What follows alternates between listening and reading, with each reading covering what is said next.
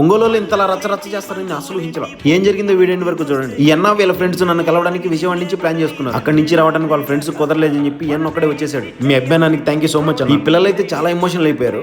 నా కోసం ఒక చిన్న గిఫ్ట్ కూడా తీసుకొచ్చారు, చాలా బాగుంది. నేను ఒంగోలు వచ్చాను, పలానా దగ్గర ఉన్నానని చెప్పిన అడ్రస్ కూడా క్లారిటీగా లేదు. ఖచ్చితంగా అన్నను కలవాలని చెప్పేసి నేను పెట్టిన వీడియోని పదే పదే చూసి మరీ వచ్చారు. వీళ్ళు నాతో మాట్లాడిన మాటలకు నేనైతే షాక్ అయిపోయాను. ఆల్మోస్ట్ మనల్ని కలవడానికి వచ్చిన వాళ్ళంతా చిన్న పిల్లలబ్బా. మీ అభిమానం సల్లకుండా వీడియోస్ లో మీరు తప్పుడు మాటలు మాట్లాడకుండా మన ఫ్యామిలీని ఎలా చూసుకోవాలి, సమాజంలో ఎలా బతకాలో నేర్పిస్తున్నారని చెప్పారు.